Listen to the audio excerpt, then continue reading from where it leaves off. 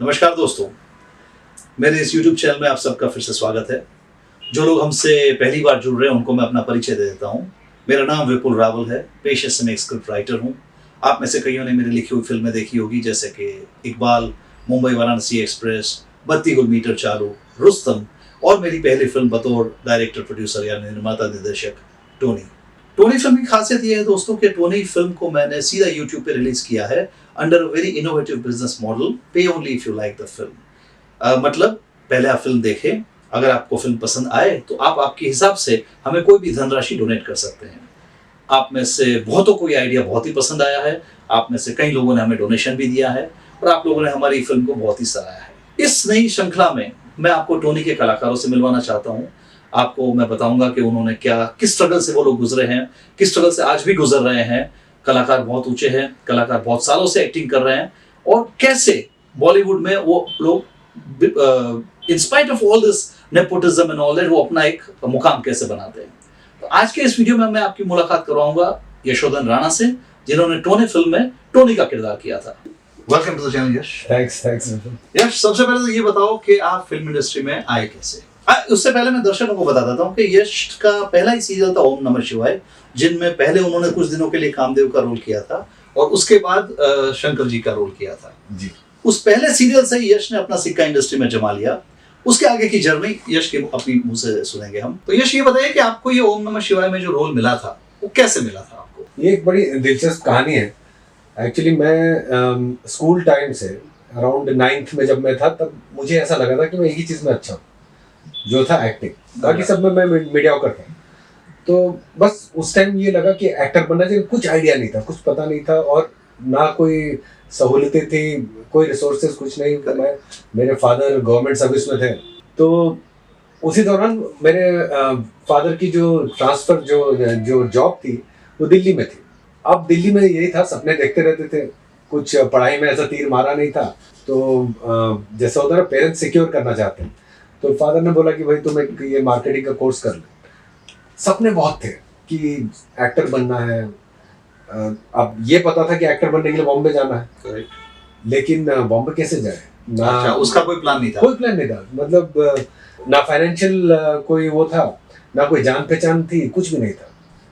तो आप करें कैसे? और ऐसे में आप पेरेंट्स को भी क्या बोलोगे? तो वो किस उस पर आपको भेजेंगे? There was no action plan. No action plan. तो मार्केटिंग का कोर्स कर रहा था, वहाँ पे मेरे कुछ दोस्त थे। ये एक बड़ी दिलचस्प बात है। तो मैं वहाँ पढ़ता नहीं था और बस मेरा ध्यान इधर उधर होता था। तो बोलते थे भाई तुमको करना क्या है, कुछ अच्छे दोस्त बने। तो उनके सामने मैंने कन्फाइड किया कि भाई एक्टर बनना है। तो बोलते तुम कुछ करो, मतलब एक्टर बनने के लिए बॉम्बे जाओ या यहाँ पे अप्लाई करो, यहाँ पे करो। अब मेरे पास कुछ जवाब नहीं था कि कैसे करे, कोई प्लान ही नहीं था। वो मैंने यहाँ NSD में भी अप्लाई किया, कोई सिलेक्शन हुआ नहीं। बहुत कुछ करना चाहा लेकिन कुछ हुआ नहीं। अब मैं मन ही मन सोचता था और उन दोस्तों को बोलता था, उनका यार अब एक ही तरीका है कि बॉम्बे से मुझे कोई बुलाए तो मैं पहुंचूंगा। सामने से कोई बुलाए तो? सामने से। तो आप बोलते तो पागल हो, मतलब ऐसा थोड़ी ना, तुम हो क्या, तुमको क्यों बुलाएंगे। इसमें एक अच्छा था कि मैंने एक छोटी सी मॉडलिंग मैंने कहीं फोटो खींचा है और मॉडलिंग वगैरह शुरू कर दी। मेरे पास फोटोग्राफ्स थे, उन दिनों फोटो भेजते थे, तो वो फोटो मैंने लिफाफे में डाल के सब जगह पोस्ट कर दी। तो अब ये the other side of the story, ये मुझे यहाँ आकर पता चला कि हुआ क्या कि मेरे वो फोटोज एक किसी प्रोडक्शन हाउस में पड़े हुए थे। बॉम्बे से धीरज कुमार जी के यहाँ से जो कास्टिंग डायरेक्टर, वो दिल्ली आए हुए थे और दिल्ली में वो शिवजी को ढूंढने आए थे टाइटल रोल के लिए। क्या बात है। हाँ, तो उन्होंने क्या किया कि पहले दिन ही वो किसी फेमस एक्टर जो उस टाइम NSD के थे, उनसे मिले और उन्होंने उनको सेलेक्ट कर लिया। बोले ये तो बिल्कुल बढ़िया है। और उसके बाद उन्होंने सोचा अब ये तो सिलेक्शन तो हो गया, अब मज़े करते हैं दिल्ली में। अब वो मज़े करने लगे और उन एक्टर को कोई बड़ी फिल्म मिल गई। उन्होंने बोला भाई मैं तो तुम्हारा सीरियल नहीं करूँगा।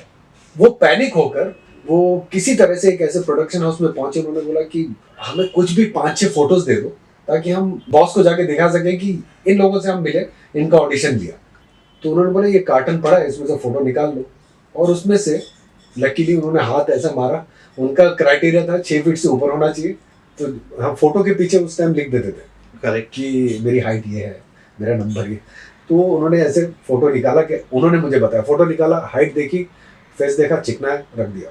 हाइट देखी, फिर हाइट खराब है, फेंक दिया। ऐसे 4-5 फोटो निकाल के वो बॉम्बे चले गए। उन्होंने, वो हमसे मिले भी नहीं। अच्छा, बॉम्बे जाके बॉस को दिखाया कि भाई ये है, इन लोगों से हम मिले। मतलब झूठ बोल दिया बॉस को जाके।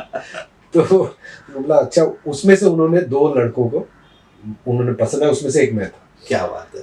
और बोला कि भाई आ जाओ। ये भी मतलब, अब देखिए मैं ये 1 साल से बोल रहा था। हाँ, लेकिन आपको शिव जी के रोल के लिए नहीं बुलाया था? नहीं, मुझे शिव जी के रोल के लिए ही बुलाया अच्छा। था। क्या हुआ कि 2 लड़कों को सिलेक्ट किया। अच्छा, ये भी एक बड़ा दिलचस्प है कि मुझे फोन आया कि हम धीरज कुमार जी के यहाँ से बोल रहे हैं। जो बात मैं पहले से बोलता था मुझे बुलाएंगे, तो मुझे विश्वास ही नहीं हुआ। मुझे लगा कोई दोस्त प्रैंक कर रहा है। तो मैंने बोला मेरे पास टाइम नहीं है, आप मेरे सेक्रेटरी को फोन कीजिए। ये बोल के फोन काट दिया मैंने, क्योंकि मुझे लगा ये तो पक्का है, ऐसा थोड़ी होता है। खुद की बात में विश्वास नहीं था। तो खैर उन्होंने दूसरी बार फोन किया, तो मुझे लगा कि पता नहीं यार, अपने दोस्त तो कोई माना नहीं कि हमने किया है। फिर दूसरी बार मैंने बोला नहीं, मेरे एग्जाम चल रहा, मैं वो जो मार्केटिंग का कोर्स कर रहा था उसके एग्जाम थे। फिर तीसरी बार एक मुझे फोन आया, तो मुझे डायरेक्ट डांटा। मुझे बोला भाई तुम अजीब आदमी हो, तुमको फोन कर रहे हो, तुम आते क्यों नहीं हो? तो मैं थोड़ा डांट क्यों रही? मैंने कहा जी सर, मैं बॉम्बे में किसी को जानता नहीं था। अरे यार हम बुला रहे हैं, हम तुम्हारा इंतजाम सब हम करेंगे। तो मुझे ये पता नहीं था कि ऐसा भी होता होगा।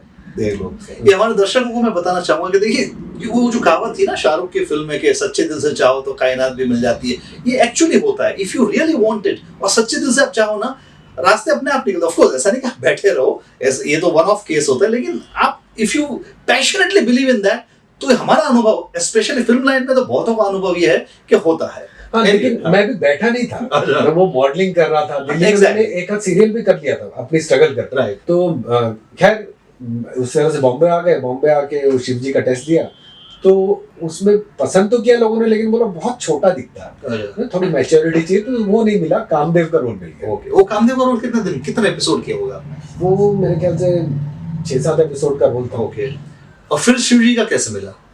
फिर क्या हुआ कि मैं वो करने, उसमें मुझे ये लोग बड़े इम्प्रेस हो गए, मेरे जो मेकर्स हैं, क्योंकि वो कामदेव के रोल में डांस करना था। तो जब मेरा सिलेक्शन कर दिया, उसके बाद मुझे कहा डांस आता है? नहीं आता, क्लासिकल तो बिल्कुल नहीं आता। तो मुझे एक डांस टीचर के पास भेजा, और वो बड़े प्रसिद्ध डांस टीचर हैं बॉम्बे में, माधव किशन जी, जो उस टाइम पे। हाँ, सुना। माधव किशन जी के यहाँ मुझे कहा कि इनको कुछ भी करके ट्रेन करो। तो उन्होंने भी जब मुझे पहली बार देखा तो सर पकड़ लिया कि इसको क्या सिखाएंगे। लेकिन मैंने मेहनत की और मैं वो कर पाया, तो वो मुझसे बहुत खुश हो गए। मुझे याद है कि उस टाइम पे मैंने कुछ मूवमेंट किया था, तो मुझे 500 रुपये इनाम दिया सेट पे कि वाह तुमने ये कैसे कर दिया। बहुत बढ़िया। तो खैर वो खत्म हुआ। उसके बाद मैंने इधर उधर थोड़ा बहुत ऑडिशन दिए, लेकिन मुझे लगा कि कहीं मुझ में कुछ है नहीं, मतलब कुछ हो नहीं रहा है। तो मैंने एक जॉब कर ली यहाँ पर बॉम्बे में। अच्छा। वो जॉब कर रहा था। इन द मीन टाइम क्या हुआ कि जो भी शिव जी का रोल कर रहे थे, किसी वजह से उन्होंने वो सीरियल छोड़ दिया। इनकी भी आपस में शायद बनी नहीं प्रोडक्शन की, तो इनको लगा क्या किया जाए। इन्होंने बोला उसको ढूंढो। तब मेरे पास एक पेजर होता था।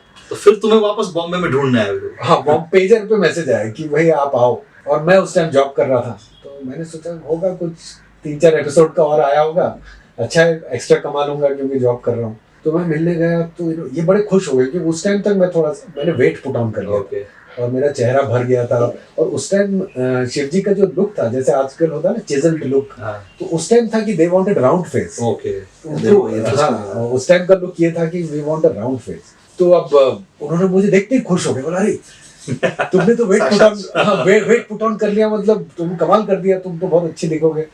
तो शिव जी का गेटअप वेटअप मुझे दिया, एक स्क्रीन टेस्ट, तो सब खुश हो गए और मुझे कहा कि आप ये रोल कीजिए। ओम नमः शिवाय में शिव जी का रोल करने के बाद यश का सिक्का जम गया।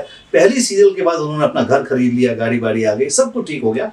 यश, फिल्मों के बारे में बताओ। सीरियल से आपने कभी सोचा नहीं फिल्मों में काम करेंगे? जी सोचा भी, और चांस भी मिला। फिर क्या हुआ ये भी बताओ, बहुत इंटरेस्टिंग कहानी, हमें तो मालूम है, दर्शकों को बताइए।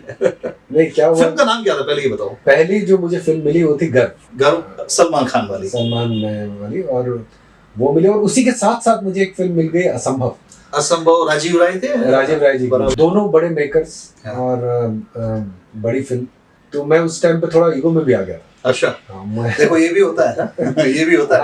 मैं वो वाला एक्टर बन गया था जो कहता था अब सीरियल नहीं करूंगा। अच्छा। फिल्म कर, जबकि सीरियल में मुझे रेगुलर काम मिल रहा था। बराबर। तो काम किया, अच्छा भी लगा, बड़ी फिल्म में काम किया, लेकिन अल्टीमेट जो रिजल्ट देखा गर्व पिक्चर में क्या था कि रोल मेरा अच्छा था, मतलब जब शूट हुआ तो मैं खुश हुआ कि इतना मैंने काम किया। लेकिन फिर जब देखा तो कुछ था ही नहीं, आप देखे ही नहीं। दर्शकों को ये बता, this is the problem in India, specially हमारे हिंदी फिल्म इंडस्ट्री में, कि स्क्रिप्ट में तो बहुत अच्छा लगता है, लेकिन जब तक वो पर्दे पे आता है ना, कई बार क्या होता है, ये फ्रैंकली बता रहा हूं मैं, हीरोज को लगता है कि ये छोटा एक्टर है, उसके पास अच्छी लाइन है तो वो अपने लिए ले लेता है। उनको लगता है कि कोई दूसरा एक्टर उनको टक्कर दे रहा है तो वो उनका रोल कटवा देता है। ये होता है, जो हमारे यश के साथ भी हुआ। गर्व में आपके साथ ऐसा हुआ? गर्व में अच्छा, अल्टीमेटली आपके कितने मिनट का फुटेज था गर्व में, ये बताइए। बहुत ही कम बचा था। एक शुरू में एक मैंने जंप मारा था पेड़ से, वो बचा। मतलब पूरी फिल्म में आपका खाली एक पेड़ से जंप मारा? एक और एंड में अरबाज खान के साथ, जब अरबाज खान उसमें शहीद होते हैं तो उसके साथ 2 कॉप्स और थे, उसमें से एक मैं था। अच्छा,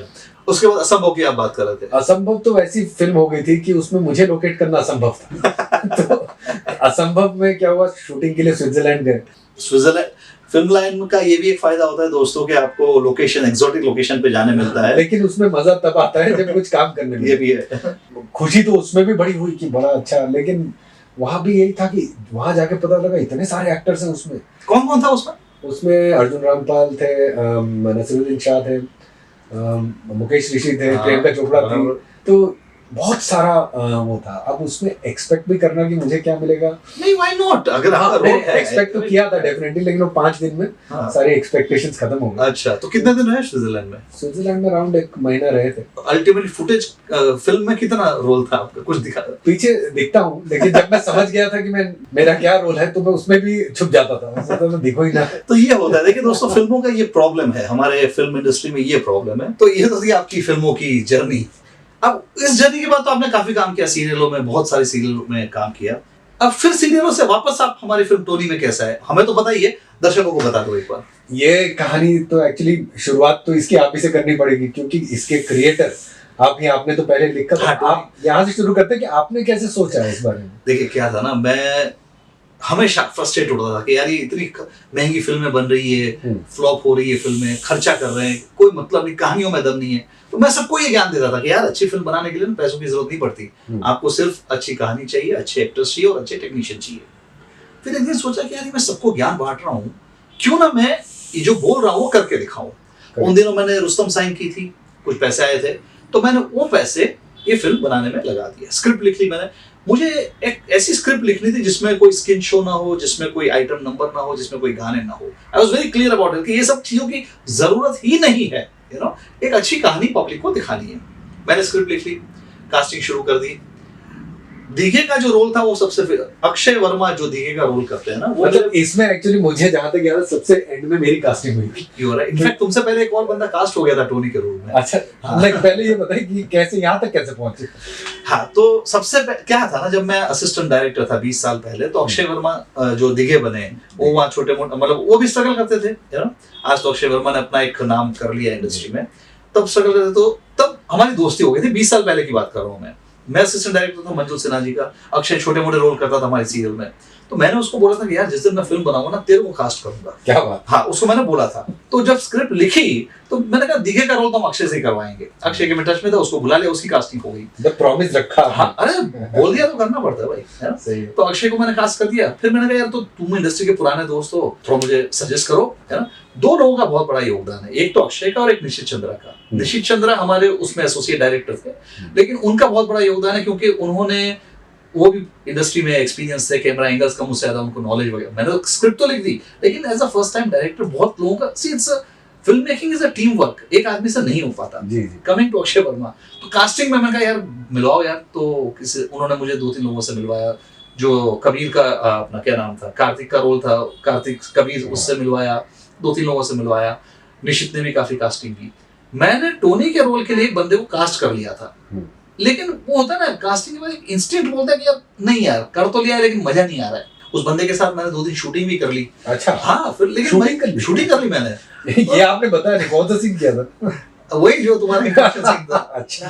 तो फिर मजा नहीं आया, तो मैंने कहा यार मजा नहीं आ रहा, तो मैंने 2 दिन का नुकसान हो गया बाय द वे, लेकिन ऐसा फिल्म में करिए, this is a learning process, ये होता है। तो फिर मैंने बोला यार मैं सबको बोल दिया कि यार आई वांट, ये टोनी का किरदार कौन करेगा यार। काफी लोगों से हम मिले, एक बंगाल के विलन थे, बहुत बड़ा नाम है उनका, उनसे मिले, लेकिन कुछ जम नहीं रही थी बात। फिर अक्षय वर्मा ने मुझे बोला कि मेरा एक दोस्त है, यहाँ पर मैं फीलिंग करता हूँ, प्लीज डू दैट। मुझे फोन आया, मैं जिम में था, अच्छा, तो मुझे अक्षय वर्मा का फोन आया कि एक फिल्म है, तो उस फिल्म में एक फादर का रोल है, चर्च के फादर का रोल है, और ये फिल्म ऐसी है कि इसमें कोई हीरो नहीं है, स्क्रिप्ट हीरो है, और 6-7 कैरेक्टर्स हैं जो सबके इक्वली अच्छे रोल हैं। तो मुझे ये आइडिया अच्छा लगा। अच्छा, इसमें एक और चीज़ है जो भी हम बात कर रहे थे कि यूनिवर्स जो आपको कायनात, अच्छा कुछ महीनों से 6-7 महीनों से मैं ये सोच रहा था, क्योंकि मेरा पहला फिल्म का एक्सपीरियंस इतना अच्छा नहीं था, मैं ये सोच लिया था कि मैं बड़ी फिल्मों में छोटा रोल नहीं करूँगा, क्योंकि मुझे ऐसा लग रहा था बिल्कुल फ्यूटाइल जर्नी है, क्यों करना। मैं सोच रहा था कि छोटी फिल्म में अच्छा रोल मिले, ठीक, ऐसा मैं चाह रहा था मन से, लेकिन और ये समझ नहीं आ रहा था कहाँ जाए, कैसे मिले।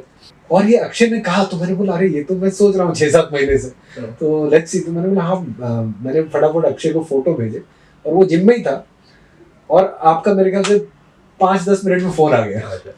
यश हमारे घर के सामने ही रहते हैं, भाई हम कभी मिले नहीं थे, लेकिन हम एक दूसरे घर के सामने रहते हैं। हाँ, तो फोन आ गया, और विपुल भाई ने कहा कि भाई चलो आओ हमसे मिलो, तो मैं चला गया। आई थिंक उसी दिन मैं आपसे मिलने आ गया, बराबर। और मैंने शेव भी नहीं की हुई थी, एकदम थोड़ा बड़ा हुआ था। अच्छा, मुझे आते ही जो अच्छी बात इनके बारे में, जो मुझे अच्छी बात ये लगी, इन्होंने काम के बारे में थोड़ा बहुत पूछा, और मैंने कहा ये मैंने काम किया एक शो रील पे हो ना, ठीक है वो सब तुमने इतने टाइम से हो तो ये सब देखने की जरूरत नहीं है, कुछ और बातें करते हैं। तो इन्होंने मुझे याद है आपने मुझसे इन्होंने बात की कि कितने एजुकेशन क्या है, क्या करते हो क्या नहीं करते हो, ड्रग्स लेते हो कि नहीं, मैंने सब पूछा ड्रग्स लेते हो, ये पूछा ड्रग्स, कोई ड्रग लेते हो, नहीं भैया नहीं लेते। ऐसे ऐसे इधर उधर की बात की, करीबन आधा घंटा 45 मिनट्स तक ये मुझसे इसी तरह की हम इधर उधर की बात करते रहे। फिर इन्होंने मुझे कहा कि ठीक है आप जाइए, आपको बाद में बुलाते हैं। उसके बाद अराउंड 2 दिन बाद इन्होंने मुझे फ़ोन किया, क्योंकि इन्हें पता चल गया था कि मैं इनके घर के पास ही रहता हूँ। उन्होंने कहा एक काम करो, शेव करके आ जाओ, क्योंकि मैं पहले दिन गया था तो मेरी थोड़ी सी दाढ़ी बड़ी हुई थी, मूंछ बड़ी, तो मैं ठीक है शेव करके आ गया। 10-15 मिनट में पहुँच गया, और देखा 2-4 मेरे फ़ोटो लिए, कहा कि अब जाओ बाद में बुलाते हो। एंड उसके बाद आई थिंक ऐसे ही 2-3 दिन बाद मुझे मैसेज किया व्हाट्सएप पे कि भाई आपका सिलेक्शन हो गया, और मैं मेल पे स्क्रिप्ट भेज रहा हूँ, और आपको एक कॉन्ट्रैक्ट भेज रहा हूँ जिसमें आपको इतना इतना टोकन अमाउंट मिलेगा। टोकन तो क्या था, देखिए एक बात है, मेरे किसी भी एक्टर को अनफॉर्चुनेटली ज्यादा पैसे नहीं दे पाए। मुझे बहुत इच्छा थी कि जिस दिन फिल्म चलेगी, जब फिल्म चलेगी पैसे हम कमाएंगे तो हमारे एक्टर को देंगे। अभी तक वो हुआ नहीं, लेकिन इसमें मेरे सारे एक्टरों ने मेरे साथ जो फॉरगेट एक्टर, सभी टेक्नीशियन ने, सबने जो कोऑपरेट किया, सबने जान डाल दी। टीम बहुत अच्छी बनी, टीम बहुत अच्छी। टोनी के बारे में मैं आपको बताना चाहता हूँ, टोनी जो हमने जैसे शूटिंग की है, तो एक फैमिली यूनिट था हमारा, और आराम से हम रहते थे, खाना बहुत अच्छा मिलता था। By the way that was a policy, एक क्राइटेरिया था आपका कि भाई पैसे नहीं दे पा रहा, खाने और शराब, खाने और पीने पिलाने में कोई प्रॉब्लम कसर नहीं छूट जानी चाहिए, लेकिन उसका हम यहाँ डिस्कशन नहीं करेंगे। तो चलो बढ़िया। तो टोनी की स्क्रिप्ट पढ़ के क्या लगा? फिर जब इन्होंने मुझे स्क्रिप्ट भेजी, तो टोनी की स्क्रिप्ट मैंने पढ़नी शुरू की, और मैं रुक ही नहीं पाया, पढ़ता रहा, मतलब मुझे बहुत इंटरेस्टिंग लगने लगी, और मैंने कुछ 75% वो स्क्रिप्ट पढ़ी थी, तो आपका फोन आ गया। अच्छा, तो आपने बोला क्या कर रहे हो? मैंने कहा स्क्रिप्ट पढ़ रहा हूँ। कैसी लग रही है? बहुत अच्छी लग रही है, पढ़ने दो। तो आपने कहा नहीं जल्दी यहाँ हो, सब लोग आ रहे हैं। हाँ। तो उस टाइम इन्होंने एक मीटिंग रखी थी कि सब एक्टर्स को, टेक्नीशियंस को बुलाया था, ताकि सब आपस में घुल मिल जाए। तो मुझे वो स्क्रिप्ट वहाँ पे इसी कमरे में मीटिंग हुई, इसी कमरे में मीटिंग हुई। हमने पूरी फिल्म इसी कमरे से बनाई है। सी फिल्म अगेन, लोग बोलते हैं ना पहले ऑफिस खोलो, ये करो, कोई जरूरत नहीं होती है, पैशन होना चाहिए। हमने, ये मेरा कमरा है, इसी कमरे से मैंने पूरी फिल्म बनाई, इसी कमरे में हम सारी मीटिंग करते थे, इसी कमरे में मेरी डायरेक्शन टीम बैठती थी, यही मैंने बैठ के, इसी जगह पे बैठ के मैंने कहानी लिखी है ना। तो अब हम मुलाकात हुई, और वैसे हमारे यश की जर्नी शुरू हो गई। एक अच्छा यूनिट मिल गया, अच्छा काम किया मेरे हिसाब से। हालांकि ये जो रोल करने के लिए, मतलब मैं जैसा हमेशा सोचता हूँ कि अच्छे से प्रिपरेशन करवाऊँ, उसका टाइम नहीं मिला। मतलब मैंने इस सोच में ये फिल्म की है कि मेरे अंदर एक ये है, सीरियल किलर है, तो वो ऐसा ही होगा, मतलब ऐसा सोच के कर दिया, ऐसा नहीं कि कुछ। बहुत बढ़िया हुआ। सो ये तो थी यश की, टोनी की जर्नी। आगे क्या प्लान है यश, क्या कर रहे हो आजकल? आजकल यही है कि मैं अब ऐसे ही सिग्निफिकेंट रोल ढूंढ रहा हूँ, एक अच्छी फिल्मों में, अच्छी इन द सेंस जरूरी नहीं कि वो बड़ी हो, जरूरी नहीं कि कोई मतलब स्टार वाले भी कोई प्रॉब्लम नहीं है, लेकिन मुझे सिग्निफिकेंट पार्ट मिल जाए, ऐसा मैं सोच रहा हूँ। देखो सभी एक्टर का यही होता है, लेकिन are you happy with the way industry is going on? जैसे चल रहा है अभी, जो चल रहा है, ये नेपोटिज्म की बातें हो रही है, क्या आपको कभी शिकार हुआ है नेपोटिज्म का? देखिए, मुझे तो किसी ने बताया नहीं कि मुझे कोई रोल क्यों नहीं मिला, बराबर। तो मैं, और खैर मैं ये नेपोटिज्म की डिबेट में पढ़ना भी नहीं चाहता, क्योंकि मेरे पास इतना टाइम नहीं है। मैं हमेशा अपने बारे में इतना सोचता रहता हूँ कि मुझे ये सोचने का टाइम नहीं है कि क्या हो रहा है, कौन मुझे अभी क्या है, मेरा जो टारगेट है कि मुझे किस तरह के रोल करने हैं। हर, जैसा कि आपने कहा, हर एक्टर यही चाहता है कि उसका अच्छा से अच्छा काम मिले, तो मैं भी वही चाह रहा हूँ। और हाँ, अब मुझे वो जो, जैसे मुझे ख्याल आते रहते हैं, जैसे पहले ख्याल आता था मुझे बुलाए, मुझे ख्याल आता था कि मुझे छोटी पिक्चर में अच्छा रोल मिले, अब मुझे ख्याल ऐसा आ रहा है कि मुझे इंटरनेशनल काम मिले। बहुत बढ़िया। टोनी हमने जब से YouTube पे डाली है, बहुत लोगों ने देखी है और बहुत सारे मैसेज वगैरह, बहुत अच्छे। क्या रिस्पांस रहा है? दर्शकों को बताइए, आपको कैसा लग रहा है? आपको जो टोनी का रिस्पांस देके आपको क्या, डिड यू एक्सपेक्ट, आपको उम्मीद थी कि ऐसा इतना मुझे फेम मिलेगी आफ्टर दिस फिल्म? सबसे पहले तो फिल्म जब बन के तैयार हुई तो मुझे पर्सनली पसंद आई। मैंने आई थिंक आपके साथ शेयर किया, आपने कहा मुझे पसंद आई। अब हम दोनों, मैं और विपुल, हम इस बात से डरते थे कि हमें ही पसंद आई, शायद घर पे ही देखनी पड़ेगी, दुनिया को पसंद आएगी कि नहीं। सही है। इस बात से हम लोग काफी टाइम तक जूझते रहे, जब तक ये रिलीज का स्ट्रगल चलता रहा। तो हमेशा यही बात होती थी कि भाई हमको तो पसंद आ गई है, अब पता नहीं, शायद हम एक दूसरे की तारीफ करने में सारा समय ना गुजार दें।